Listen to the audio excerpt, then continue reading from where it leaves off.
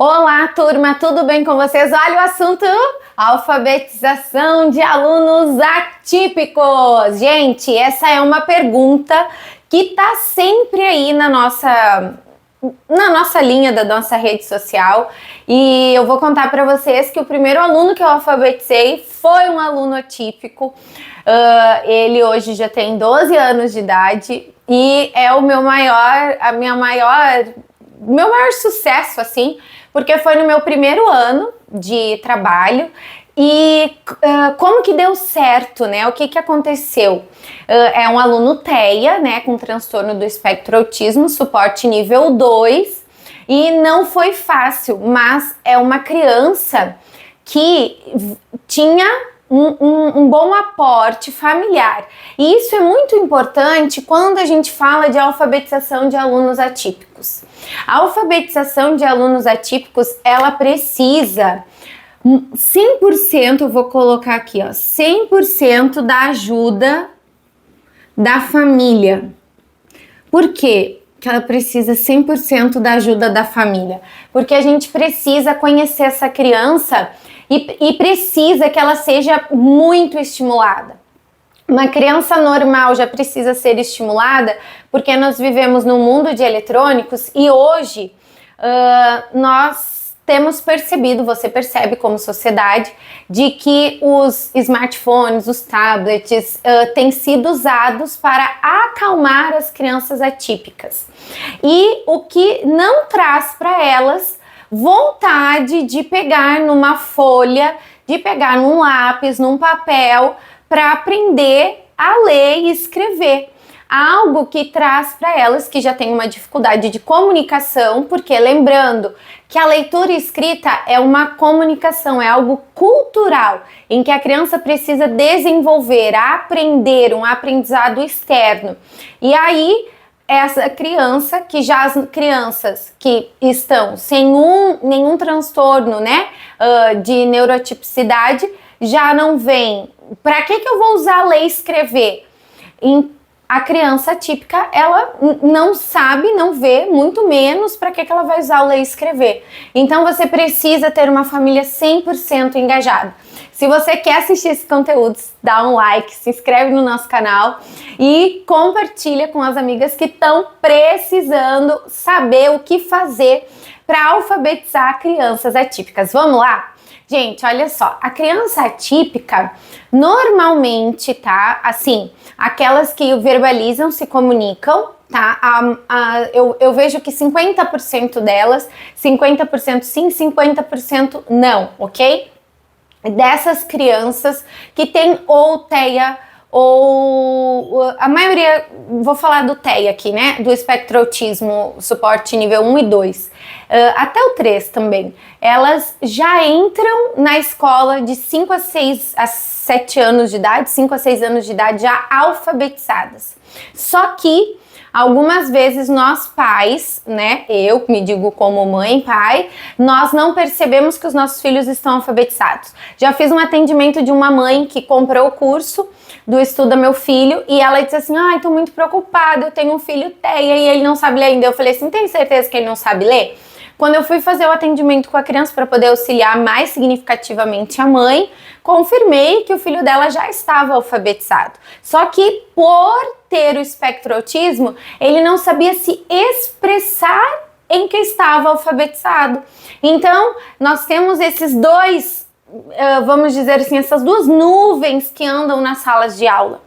A criança que já sabe ler, mas tem o TEA e não consegue se expressar que ela já sabe daquilo, e aquela que não foi estimulada e não sabe mesmo. Você vai inserir para essa criança, sempre eu inicio através da consciência fonológica. Então você vai buscar estímulos. Você precisa primeiro conhecer o seu aluno. Isso é muito importante. Na sala de aula, olha, as professoras perguntam assim: o que eu faço com o meu aluno que tem TEA? Daí você precisa conhecer essa criança. E esse assunto de hoje, ele veio através de uma pergunta de uma professora que disse assim: não se comunicava até os 3 anos de idade. A partir dos 3 anos de idade, começou a se comunicar. Agora, aos 5, eu vou até pegar aqui o meu telefone para ver bem direitinho o que essa professora falou.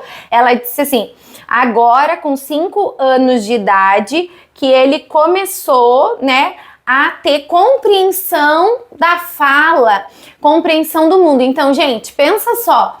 Se você não conhece o seu aluno, assim como essa professora conhece bem o aluno dela, não tem como, por isso que você precisa aqui da ajuda da família, não tem como você inserir ele nesse processo. Ele começou a falar com 3 anos de idade, ele não se comunicava até os 3 anos de idade, e nem tinha imaginação, comunicação, ele não brincava do faz de conta. Mas agora, que vai fazer 5 anos, tem bastante compreensão, mas está difícil a aprendizagem da escrita. E às vezes da pronúncia, sim, ele vai ter dificuldade da pronúncia. Então, a criança com TEA, ela precisa estar, essa que não fala, ela precisa estar acompanhada normalmente da fono. Por quê? Ela tem a fala que não é correta, ou ela usa a fala através dos sinais, através das pranchas de comunicação. Então você precisa ter o apoio da fono para alfabetizar esse aluno. E quem é que vai te ajudar com a fono? A família. Não é você que vai levar essa criança na fono. Então como é que você vai ensinar os sons de uma letra se ele não ouve bem, não fala bem o som da letra, não casa? E aí você precisa começar a perceber o quê? As crianças atípicas, normalmente, a motricidade fina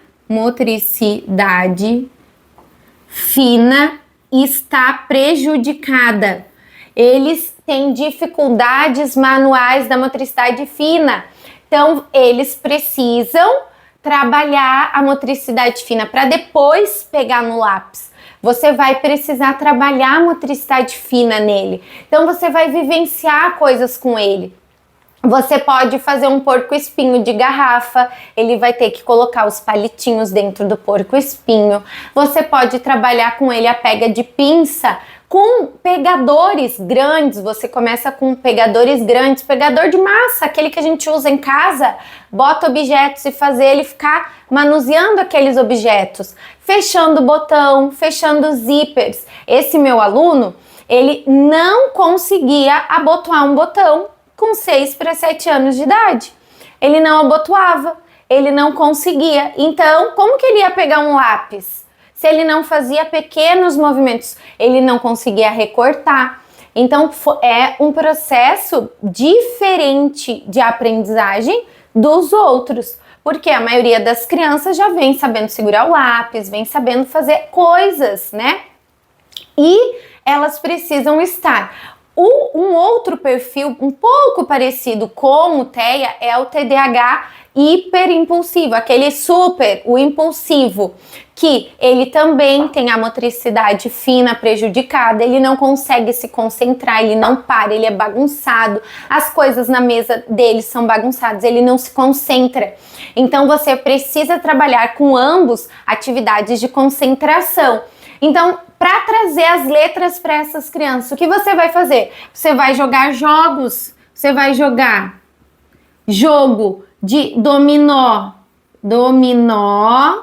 das vogais, isso mesmo. Vai mostrar ali para eles as vogais através de um joguinho de dominó, que vai trabalhar a concentração, que vai trabalhar com eles ali pareação de letras, né? Porque o dominó precisa encaixar igual com igual, e você tá trazendo o mundinho das letras. A professora, você professora, né, da sala de aula, vai estar mostrando para eles que aquelas letrinhas lá do dominó estão lá na sua lousa. E vai fazer esse jogo de auxílio, de sempre estar buscando. E lembrando que o tempo de concentração deles dura, se dos menores, né, ali o tempo de concentração de uma criança dura 20 minutos, o deles vamos dizer que dura de 5 a 10 minutos, menos, né, 5 a 7. Então você vai ter que ficar buscando, e você que é professor, né, de sala de aula, que tem aluno especial, precisa de um auxílio, né, de uma professora auxiliar, para estar com você nesses momentos em que ele não vai conseguir se concentrar e trazer outras atividades, outros jogos, para que ele possa buscar. Então, acompanhamento com a fono, reconhecimento. Você vai trazer para essa criança não só uma metodologia. Eu tenho percebido, isso é uma percepção, não é um dado, tá? É a minha percepção, isso não é um dado, como é que eu posso dizer, estatístico, tá? De que as crianças com TEA normalmente não conseguem se alfabetizar através da consciência fonológica. Por quê? Porque ela é muito figurada, vamos dizer assim, tá? E sim da parte silábica e do método global, em que você faz com que a criança veja o todo, perceba o todo e depois faça a junção de sílabas. E depois que daí o deles é o processo inverso, né? Você ensina as sílabas e depois ensina o som. Então, quando você ensina as sílabas, e é até mais difícil, eu percebo isso com esse meu aluno que eu alfabetizei, que primeiro ele reconheceu as sílabas porque a família vinha ensinando as sílabas. Eu não posso desconstruir o que a família havia ensinado. Então a família estava ensinando o método silábico. Se a família ensinou o método silábico, eu preciso continuar, porque não tem como desconstruir isso.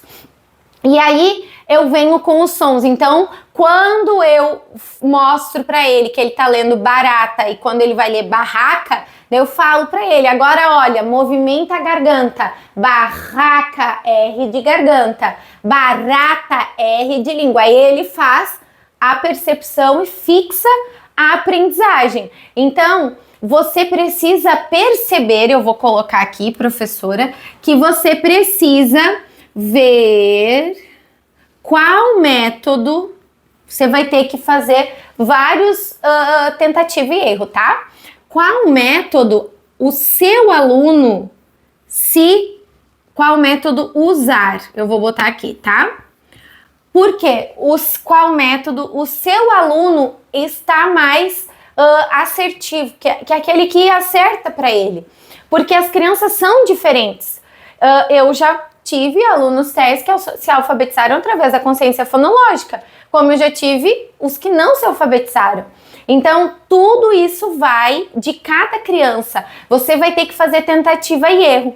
Você vai mostrando igual a turma, mas quem sabe para ele precisa, ao invés de só uma atividade da letra A, por exemplo, ele precisa fazer 3 ou 4 e mais o reforço em casa.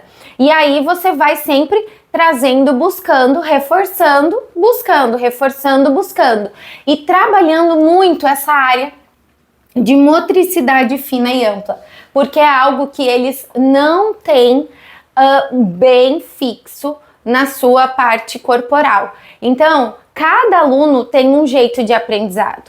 Com os alunos atípicos, é tentativa e erro e verificação do que eles estão aprendendo. Então, a mãe vai te dizer, a família junto, fono, motricidade, jogos, brincadeiras, percepção corporal e ver qual método. Olha, ele vai fixar as sílabas, então vamos trabalhar as sílabas. Não, conseguiu entender o S com a SA, beleza?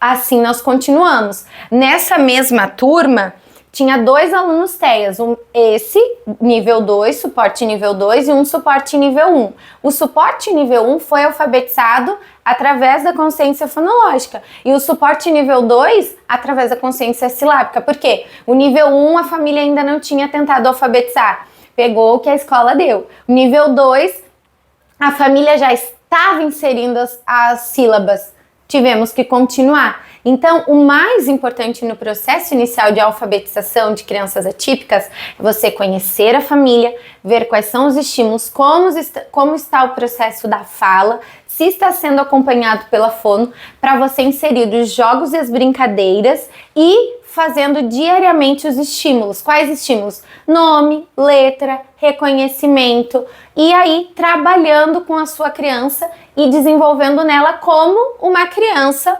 normal, mas que talvez o processo seja um pouco mais lento, ok? Trabalhando ali as dificuldades de cada um. Eu espero ter ajudado vocês nesse conteúdo. Se ficou alguma dúvida, escreve um comentário e não esqueça de compartilhar com as amigas.